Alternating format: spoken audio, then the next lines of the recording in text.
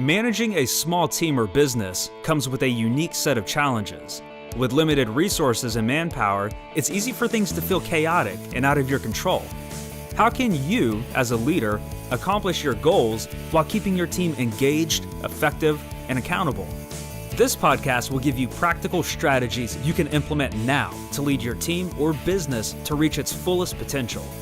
Welcome to the Organizing Chaos podcast with your host, Danny Coleman. Hey, what's going on, guys? Thank you so much for tuning in to another episode of Organizing Chaos, where we talk about small practical strategies for small teams and small businesses. Today, I have a very interesting guest with me today. He is a DJ. His name is Amani Roberts. Who's DJ AmRo. Is that correct? Is that your DJ name? That is correct. Yeah, thank you. Yeah. We have him on the show today. He's going to talk to us about some of what he does and how it applies to small teams and small businesses. And yeah, Amani, I'll let you introduce yourself. Thank you. First, thank you very much for having me on the show. I really appreciate the connection and look forward to sharing, things that I do and just seeing what we have in common. And what I do is, by trade, I'm a DJ. So that means I could DJ at your local club, local bar, your best friend's wedding, a corporate event. I'm a DJ through and through. That's what I do. In addition to that, everything I do kind of comes back to DJing. So I'm a music producer. Do a lot of remixes, create original music. I have a very unique team building or learning experience, as we call it, that we have for the company. So I do that. And then I teach people how to DJ as well. And I'm a part-time professor at Cal State Fullerton. So all those things, That's kind of a summary of what I do.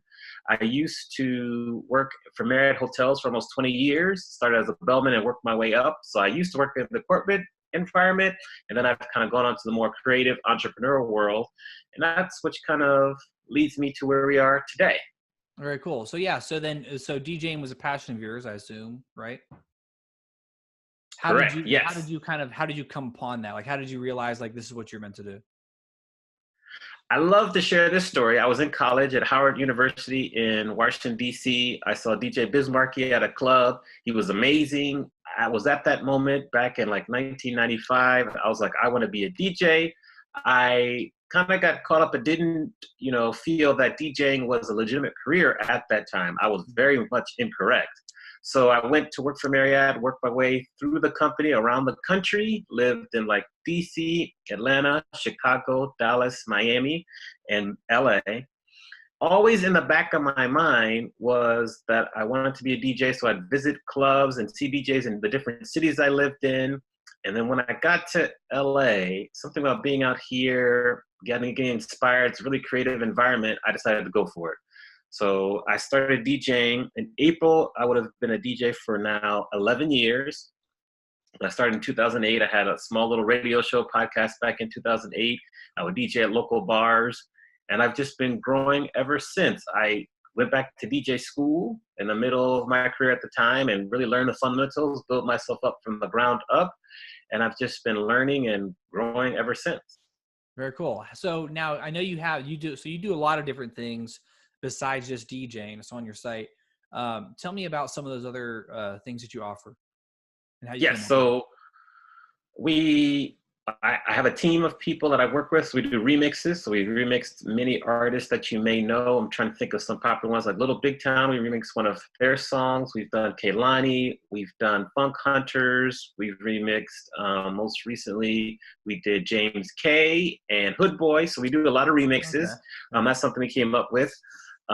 We also create original music. If there's a musician and they have a song, we can create a track to go with the song and kind of put it all together. And then we have the learning experience. I call it Wheels of Steel by the Amani Experience, where it's we call it a learning experience, but to really keep it simple, it's like a team building atmosphere where anywhere a group of people from 3 to 300 can go through this activity, where instead of your traditional team building activities like ropes courses, standing in a circle, scavenger hunts, we pattern the team building activity around a DJ lesson and music. And that is kind of something that I really love to do. It's fun and it's really unique. So I'm trying to spread the word as well. Yeah. So I saw that and I was just like, that is super unique. I'd never heard of that, but it makes perfect sense. I mean, creating something together as a team is a it's a very bonding experience. Like, you know, so I mean, like, so at the end of a team building exercise, would people have like a finished like track that's like their company's track? That's an interesting perspective. Where it is right now is, say there's a group of 7 people, and you're part of the 7 people. So what we start at the very, very beginning. So I'd say, Danny, the first step is we need to create your DJ name. What's your DJ name going to be? And so I'll let you think about like your favorite characters in a movie, maybe your nickname when you were growing up. A couple examples of some of my favorite DJ names from some of my peers. Like I have a close friend, she's a dentist. Her DJ name is DJ Flossie. Another DJ, her name is Tina T, because it's her first name, last initial. Mr. Chalk. So it could be anything you want. DJ Blue Line, this is a friend of mine, he's a hockey player, and you know, the Blue Line hockey. So I'll ask you, we can just kind of go through a little bit of it right now. You know, as you're thinking of a DJ name that you would want, what's coming to mind? I don't know. It's like, I mean, my initials are DC, and I've always kind of enjoyed the fact that, I mean, it's just, you know, I lived in Washington, D.C. actually for a little bit too. Oh, nice. I don't know, man. I guess I'm bad at coming up with a spot. DJ, or like, I mean, Dan the Man is what they always called me when I was little. Okay, all right. So Dan the Man, we can roll with that. We can like Dan the Man, and so just in that 2 minutes, we talked for like a minute or two. We found out a couple things about you. First of all, you used to live in D.C. You know, your friends call you DC. When you were younger, you know, your friends called you Dan the Man. And so these are just little tidbits just from a small little piece that we're learning. Then we go through the exercise, and I'd ask you, okay, we have turntables there, and part of as you know, being a creative, one of the most challenging things is to get through fear. Fear will hold back so many people. So many people see a turntable, they're afraid to touch it, they don't want to scratch or ruin the record. So we get through that really quickly, a quick lesson in getting over fear. We do that, and then I'll ask you, okay, so we've got Dan the Man coming to stage. Let's say you're going to be playing at Bonnaroo. Okay, so that's a festival. You know, you enjoy going to Bonnaroo. What is your debut song going to be? Based on the style of music that you love, you're going to drop this song, be like, everyone coming to the stage right now is Dan the Man. What song are you going to play when you make your debut? You know, I could hear an interesting like remix of Remy Zero's Save Me, which was the intro to Smallville, which was one of my favorite shows when I was growing up. So, okay, great. Yeah. See, that's perfect. So once again, you used to like Smallville growing up. You know the artist, you know the groups. Okay, so we just keep moving down the line. And then we talk about different things like your preferred genre, like what's your favorite genre of music to play. So we go through that. And then what we do is we create a little competition. So if it's like, say we have a group of like 20 people, 4 teams of 5, and based on, you know, what they do with the turntable. Now, before we get to the competition, we get people on the microphone because that's another fear. People fear public speaking more than they fear dying. And so it's, we get through that fear as well. And people on the microphones, they do that. And then you come up with a routine between your team. You use music you have on the microphone, maybe some turntable skills, and you do that. So that's part of it. Then we can proceed on. We have other elements we add to it, like a lip sync battle as well, where people can do that, something fun. But the idea that you had about creating a track, that if there was a team building or learning exercise that went over like 2 or 3 days and we had different sessions, we would then be able to create a track. We use Ableton Live, which is what I do all my producing on. We'd have people come up with like a reference track. Like we could use the theme song for Smallville as a reference track. You can create a similar track. We come up with something so you have a finished product as well. So that's an interesting perspective. I like that. I'm gonna have to borrow that from you, but I'll give you credit. I promise. Cool, yeah. DJ Dan the Man came up with this. Yes, exactly. That's awesome. Well, what a cool experience. I mean, just me going through that right now, that was really neat. So like, let's talk about that a little bit. Cause I know that that's of interest to you and it's of interest to me. We talked about a little bit before we started recording is just small business, small teams. Because it's small, it can kind of feel like, oh yeah, we all know each other really well. Yeah, we all get along and da-da-da-da-da. But you guys don't really know each other. And a lot of that comes from the fact that like in a small business, there's so much time and attention spent on the day-to-day that there's not a lot of time taken out for bonding and really getting to know each other on a deeper level. And I think people are uncomfortable with that. And I think that, a lot of small business leaders are probably also, uncomfortable with maybe getting like too close to people or something. But yeah, so like, how do you think like bringing, what you do, or like just in general, getting more creative, like how do you create that bond with the team so that they really are genuine with each other and they really work well together? I like to say that music is like the universal language. And so most people, 99 and a half out of 100 people like music and have a certain genre of music they like. And so when people talk about music, it kind of brings down the wall so people aren't as guarded, and they just kind of share what they like. And then you'll find that everyone has experiences when you play a certain song. So another element of the exercise is that we would play a song, like maybe a song that was popular 15 years ago. Like if we go back to like 2004, 2003, like maybe a Nelly song or a Britney Spears song was really popular. And then we ask you, like, when you hear this song, what memories come up? And then people start sharing different memories, what they were doing, what they're doing. And then you can just observe kind of the guards coming down. People are sharing, learning. And so I think in a small business environment, most of the time you have small to medium-sized teams, you're so focused on work that you don't have a time to get to know each other on a personal level. But if you were able to get to know each other on a personal level, the team would run more effectively. People would stay at work longer because they loved it. They'd be more inspired to assist other team members in activities that they're doing that they need help. They'd be more inspired to actually ask for help, because once you get comfortable with people, you're more secure. So when you're more secure, then you'll ask for help. And that's one thing that holds small teams back, is people are kind of in their silos. They don't ask for help. But if you have a strong team and do this activity, you develop a higher level of trust. You'll ask for help. You'll be more productive, and you'll just make better things. I think you've nailed it. Why do you think? I mean, I have my own ideas about this, but I don't know. What do you think is the reason why people are kind of like hesitant to be themselves at work? I think in general, we as humans, as people, are a little bit insecure. And so we're always trying to fit into boxes. And maybe in the past, we've been mocked or made fun of because we've kind of been who we are. If we're quirky or a nerd, sometimes even as a young adult, a young kid, you've been made fun of. And so a lot of times in the corporate environment, in the business world, being yourself is frowned upon, because people generally want people to be kind of a cookie cutter images, whereas the best companies allow people to just be themselves, appreciate people for the diversity that they have in their backgrounds, their thoughts, their tastes. And so I think in general, we're just a little insecure. So if we can get through that insecurity and just, say, here I am, love me or leave me, I think the teams will be more effective. I think you're right. That's it's interesting to me that this, or I don't know, I guess let me rephrase.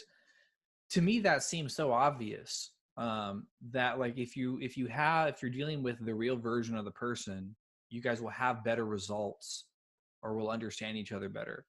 But when you're dealing with like versions where you're kind of wearing your mask, like you're kind of like guessing, like, are they upset or are they mad, or do they like this? Do they not like this? Are they happy here? Are they not happy here? And so, yeah, I guess I wonder why this isn't more widespread yet. Do you think that it's something that's going to catch on, where businesses are going to try to be more creative and stuff like that? Or do you think that it's going to be like only a small niche group of companies are really going to get this idea?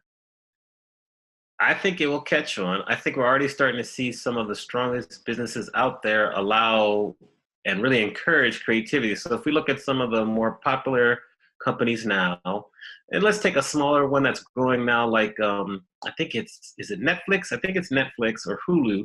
It's one of those two streaming services where the CEO wants people to be themselves. He wants people to disagree with them and have lively conversations with them. Otherwise, he can't be part of the team. That's a great example of how that perspective is being encouraged. 10, 15, 20 years ago, we were told, don't talk when the boss comes around. If the CEO comes, make sure you wear this certain color and do this. Whereas now, you have these younger, more forward-thinking companies that encourage you to, it's okay to have even basics, like it's okay to have an earring or a tattoo or just things that show your personality. That's okay, whereas it was frowned upon years before. So I think as we look at some of the companies that are really rising to the top, they're just encouraging people to be as they are. Of course, you'll be respectful and you won't be, rude or do things illegal, but just be as you are and we'll be able to be more creative and more successful. Yeah. Yeah. No, I'm hoping that it does trend in that way.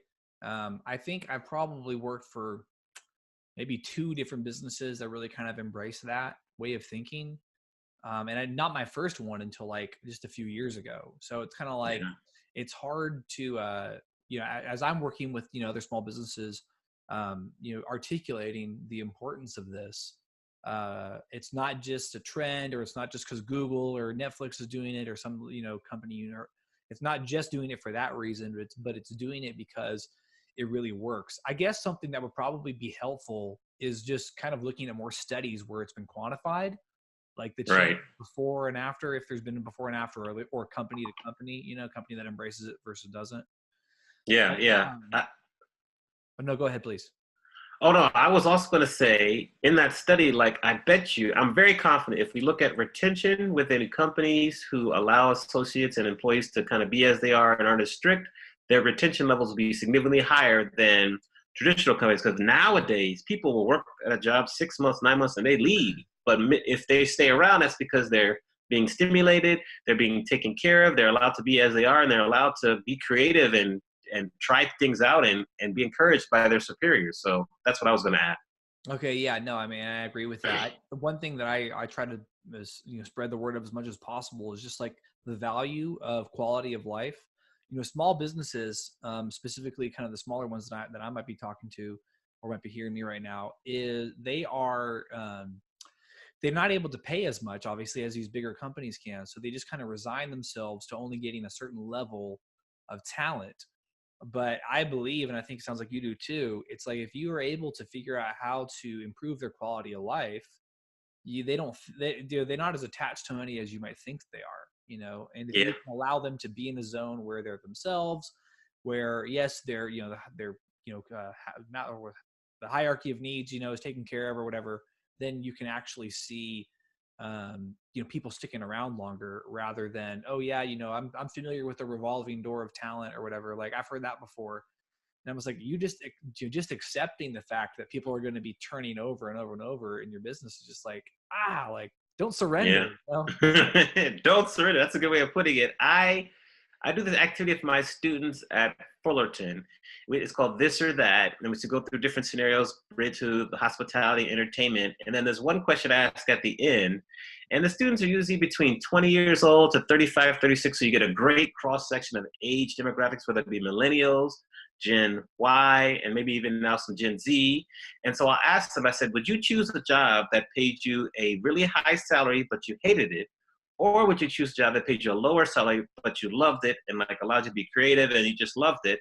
And it was about 60-40. 60 chose a job that they got paid less, but they loved it, and 40% went for the money. But that's a good signal there, just in the cross-section of my class, that, especially the younger generation, millennials, even some of the, more mature people now still understand that if they find a job that they love, and they have like the support and they're able to, flexible work and work from home and just telecommute, but also have a team that they love, that is worth, you can't really put a price on that. And so people are realizing that more and more as we move forward, and they're choosing to go that route.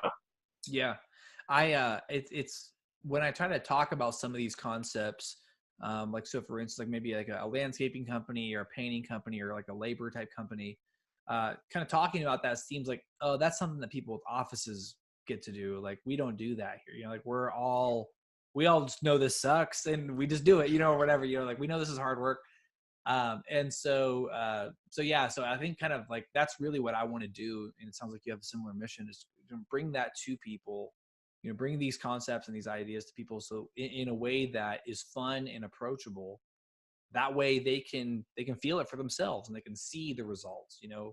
I think it's that emotional component, really. It's like you have to see and feel it maybe to really get it, before you can't just be told it. There was the other day I saw a study that came out about how work from home, like it's like, I mean, of course there's lots of studies out there, but one from a reputable company or magazine publication was just like, work from home like has shown, like we're being able to allow, or rather allowing your employees to work from home, hands down, they're more productive.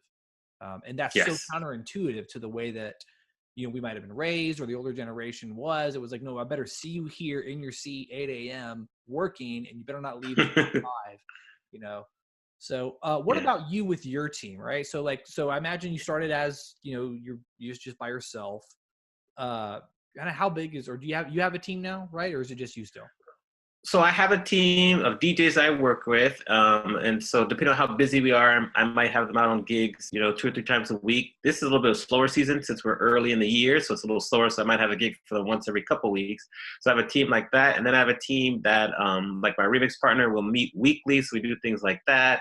And then I have some like graphic designers and writers that work with me as well. So I have different little pieces of team here and there, and but most of them, they're all remote. They all work from their homes, wherever they live.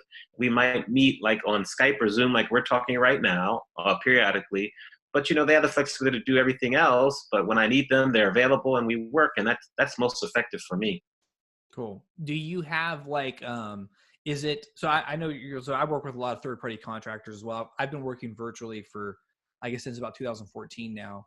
And so in that kind of like when you're working with people that aren't necessarily like your employees, do you have like a team culture? Are they around enough for you to be able to kind of have like a team culture or sort of like a team identity? Yeah, we're definitely around each other a lot. We actually work together many times. We'll do gigs together. We have planning meetings together. Usually bi-weekly calls as well. And then there's different networking events we'll attend together. So we're around each other a lot. So we've been able to develop a team culture that translates over to when we're working with our clients. It's very obvious of the culture we have. So yeah, so definitely with the different activities we do, whether it be preparing, doing gigs together, working on projects, there's definitely a strong culture and team environment. Cool. So like when I'm thinking about what you do, the idea of, doing like creative stuff together, it's kind of like that's your work is creative in its nature. So do you do anything particularly to try to, like, I guess, do the same thing, your creative stuff that you do for other teams? Do you do something similar, or I guess, what do you do to kind of keep your team creatively engaged with each other? What we do is we'll go on like different field trips together, whether it be to see a musician, to see maybe an author that's in town speaking. We'll go to or it couldn't have to be an author, it could be like a motivational speaker. So we'll plan different field trips throughout the year to do that. And there's also trainings that we'll go to together. So we're learning together, experiencing that, listening to people. And then, just the basics, like there might be, a happy hour to go to together, maybe, go to a breakfast or lunch, just consistent meetings across different formats that allow us to learn at the same time, but it'll also allow us to grow, get to know each other, and just do some different things that are fun and that we can kind of use that to build our culture and our team. I like it. The first time I ever went on a, I don't know, I guess what it was called, whatever. It was a work trip. It was I worked for a real estate team, and they were part of a franchise, and that franchise was getting like all their franchisees together for one of their big events. That was the first time that ever happened. I think I was in my early 20s, and I was just kind of like blown away that they were going to pay for my plane ticket and take me to this place to just learn.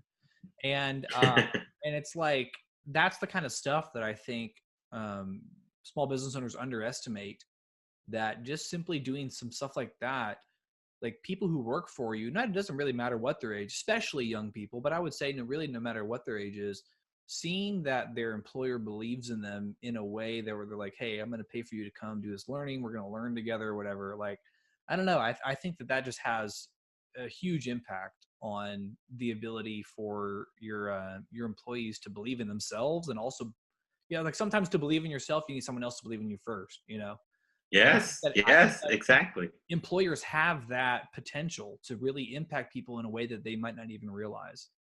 Yeah, they just need to pull the lever down. Just, if you show someone that you believe in them, and you send them to a training, you pay for them to go, and you pay for their meals and lodging, that has a major impact. And just people will never forget that. They'll be considerably more loyal because like, wow, they've invested in me this much. I'm going to stay with them. I'm going to show them that their investment was worthwhile. That's just in our human nature. And then the story you're sharing reminds me of last year. a group of my team, we went together to ASCAP, which is like this really big music convention. It was here in LA. People from all over the world come. It's like 3 days, 3 nights, and you go to different breakouts. You get to be up close and personal with, artists and musicians that you hear on the radio. Like Meghan Trainor was there sitting next to us. You have like Neo. You have all sorts of people that are in the audience as well as on stage. There's small breakouts where you can learn about things from like music and video games to, doing music for podcasts to, creating, album art, just fun, cool things. And we went there together. We had like lunch together, went to the reception together. And then it just had a major impact. We were able to acquire a client there, but that also opened our mind up to the fact that, people are collaborating all over the world, and it's okay. So collaboration is better than competition. That was one of the biggest lessons that we learned at that convention. And so, yeah, I agree. I mean, that was a major moment for us last year.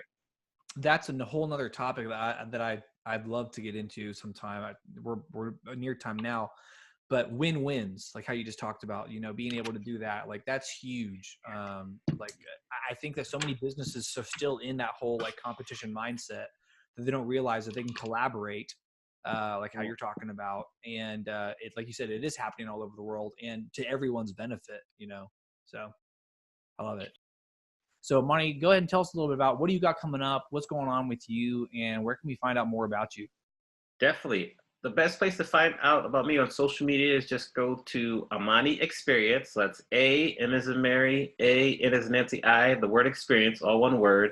That's Instagram, Twitter, Facebook, Pinterest, all those sites.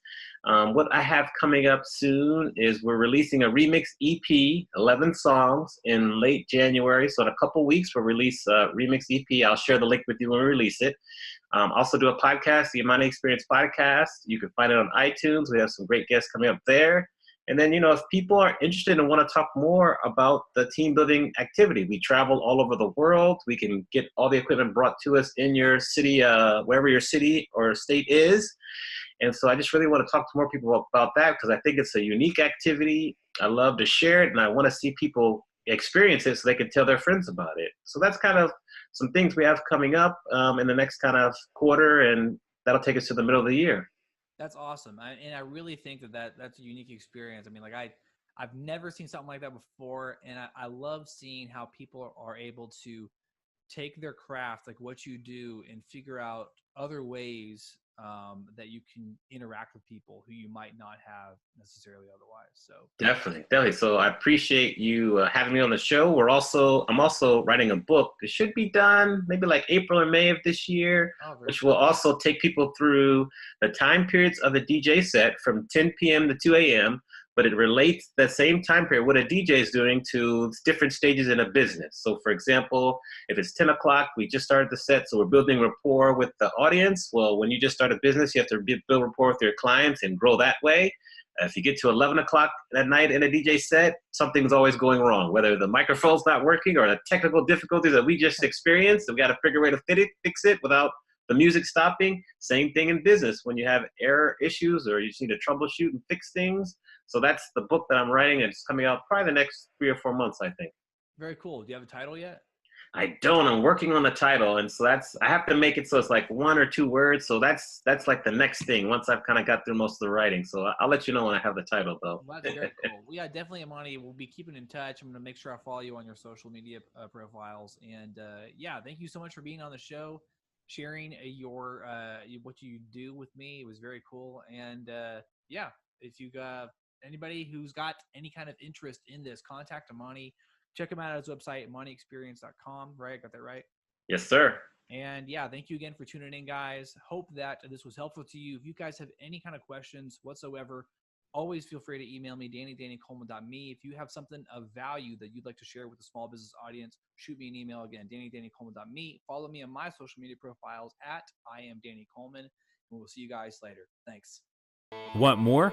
Go to dannycoleman.me to download Danny's free small business hiring guide, which includes tips, templates, and tools, plus a step-by-step process you can use to find and keep high-quality employees for your small team or business.